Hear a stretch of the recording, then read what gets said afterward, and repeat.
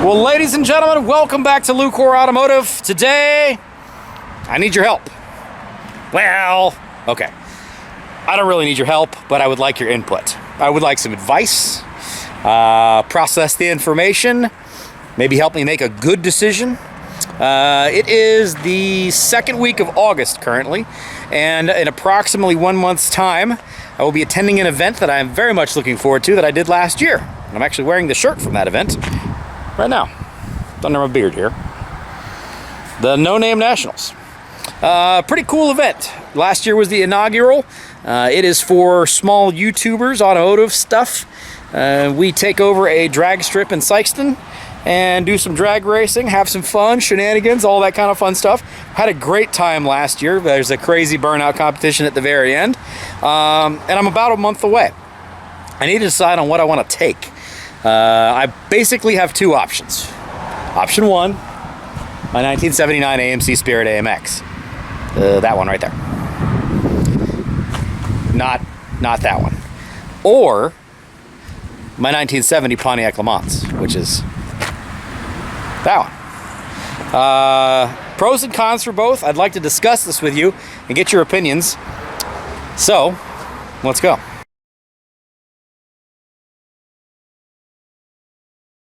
Option number one would be the 1970 Pontiac LeMans 455.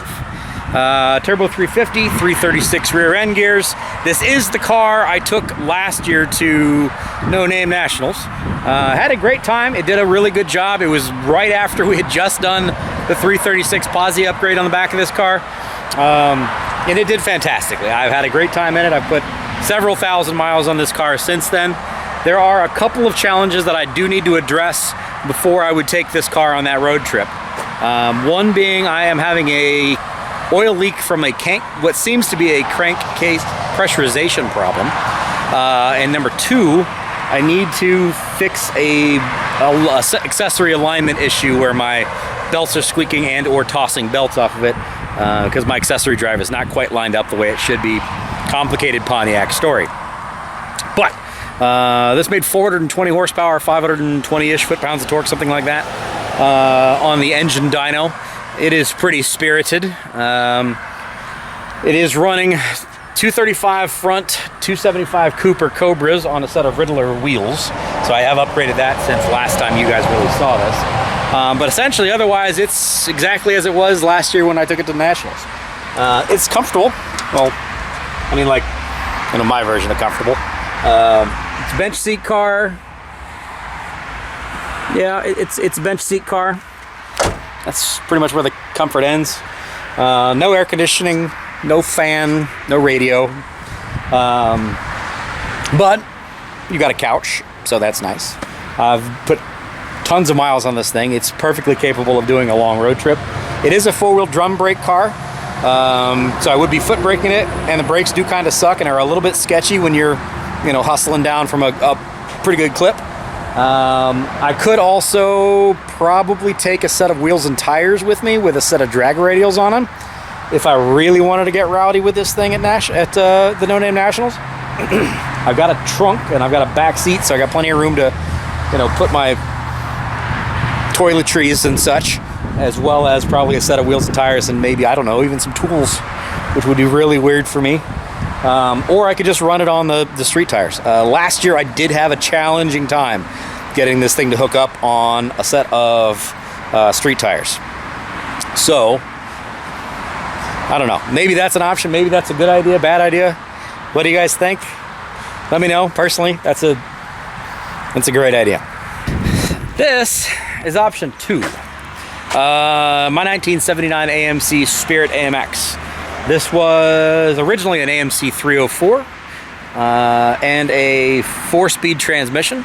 It has now have a 60 over AMC 304 V8 and has been swapped to a T5 5-speed out of a Mustang.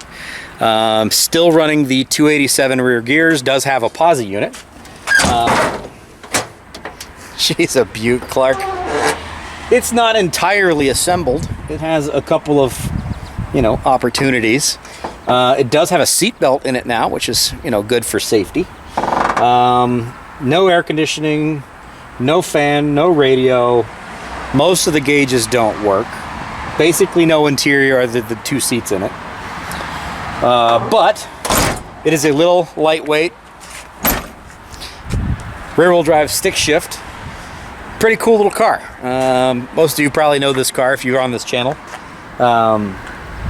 Made 220 horsepower or so on the chassis dyno. So 250 or so, 260 or so on an engine dyno. It's pretty good. It's not anything that's gonna, you know, light the world on fire, but it's pretty good. With the 5-speed in it, I do get about 19 miles to the gallon. I just came back from Power Tour with this in June. The last time you guys saw this, and why there are stickers on the side of it is because I took it rally racing a couple of weeks ago. Off-road rally racing. If you didn't see that, you should watch it. But it's a great little car. I absolutely love it. Are you guys stick shift race car people, or you prefer to do your drag racing with automatics? Because that's a big change.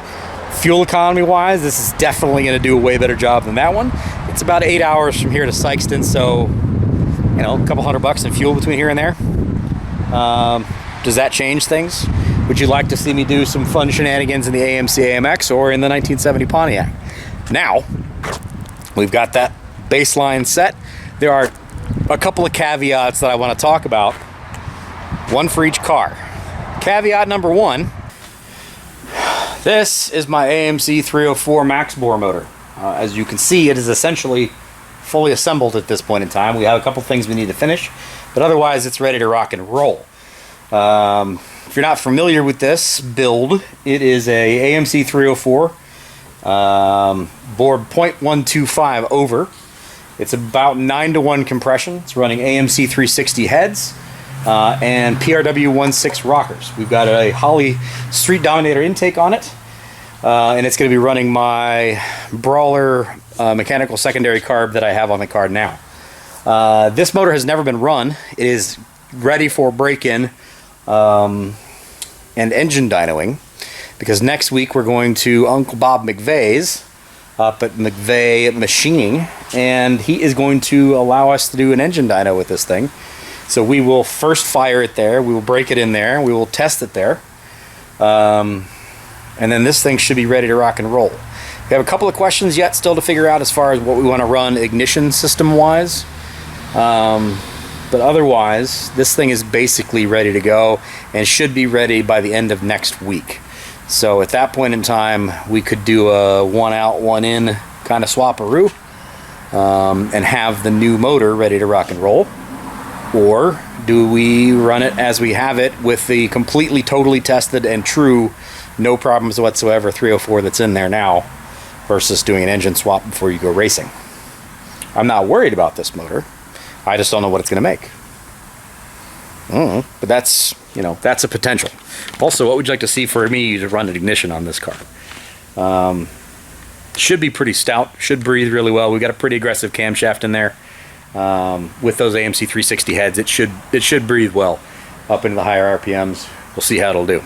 So that's caveat number 1. Caveat number 2. That is Carrie's 1967 Pontiac GTO. Carrie is Mechanical Advantage Garage here on YouTube, and he has crossed the threshold that is the 500 subscriber limit in order to be able to qualify for No Name Nationals. And he, as far as I know, intends on coming with me on No Name Nationals. So, 1967 Pontiac GTO, unrestored, if you can't tell. 400 cubic inch Pontiac under the hood, turbo 400 transmission. Does have a posi unit in the back that does not seem to be working at the moment. We could probably address that between now and then. It is running 235 front, 275 rear Cooper Cobras. My wheels, my tires, because I'm a wonderful friend like that. But he did power tour this car this year, so it should be ready to go. We've got a couple of small issues we got to address for him to get that thing completely ready, but that would probably be kind of cool, right? If he took that and I took my Pontiac, you know, his GTO, my pseudo GTO? Or would it be cool to take that and that? Kind of the two rat boys that both went on Power Tour together this year. Power-wise and speed-wise, I would say that this car is probably in between the two of mine. My yellow Pontiac is definitely faster than this thing is, but I think this is probably faster than my AMX, at least at the current moment. No idea what the other motor will make, but it should be I would think 20 or 30 horsepower more than what that one makes now. I would hope. I don't know. What makes the most sense? What do you guys want to see? You know, we're YouTubers, so we need to make content that you guys want to watch, that you guys are invested in, that you guys enjoy. So you guys help us make this decision. Put it in the comments below. What do you want to see? What do you think we should take? Should we take the Pontiac LeMans? Should we take it as it is? Should we do some upgrades to it that are reasonably quick and reasonably inexpensive? Should I take it on drag radials? Or take drag radials with me? Should I just run it on street tires and just have a ball? Should I take the AMX? Should we do the engine swap before I leave? Should I put drag radials on the back of that? There's a lot of options here, and I don't honestly know which way I want to do this, so that's why we make this video for you guys to vote and let me know what you think. Super excited for No Name Nationals. I'm very, very blessed to be involved in this community of automotive YouTubers, and it's been really great getting to know a bunch of people that I met last year at No Name Nationals. With that said, who wants to call me out? I'm ready for some grudge racing. Either way, depending on which vehicle I bring, I'm down for some racing. Let's go. Who wants a piece of me? We could probably get, I don't know, 4 or 5 passes in together, so let me know. Who's out there that you want me to race? Who's coming to No Name Nationals? Who's not? Who should be coming to No Name Nationals, because it's a great time. I'm down for some grudge races. Let's do it. Merch-wise, I do have a few things still left from the initial orders that are still on the website as far as t-shirts go and hoodies. I'm out of a bunch of stuff, and certain sizes I'm out of. If it lets you order it, I should have it in stock. If I don't have it in stock, I'm waiting on a restocking order to be able to cover the old stuff that I've already got ordered. Does that make sense? Probably. Anyway, we've got the Church of Bad Decisions original shirts that are still up there. What I have left is what I have left. When they're gone, they're gone. With the founding member shirts, both pocketed and non-pocketed. I have the I Support Bad Decisions shirts that are on there, which are going to help us fund the Hellcat-powered AMX project. Those are all up on the website now, lucoreauto.myshopify.com. If you're interested in any of that product, go ahead and snag it on there. I think that's about all we need to talk about. I'm very excited to get this engine broken in at Bob McVeigh's next week. Hopefully you guys are going to tune in for that. It should be pretty fun. Huge kudos and huge thanks to Bob for giving us the chance to get up there on his engine dyno. And as a bonus, we're taking something else that's AMC powered that you may or may not have seen in that little video in here a minute ago. That is Rich's 4-liter 4.2 hybrid motor, which is going in his Jeep. That is right there. So we're going to break that in on the dyno as well. It makes it pull, see how much power it makes.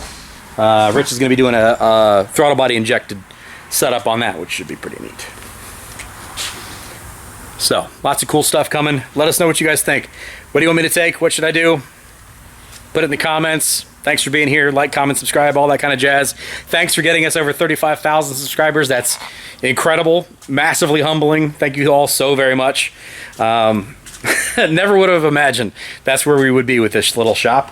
But it's extremely, extremely, extremely humbling.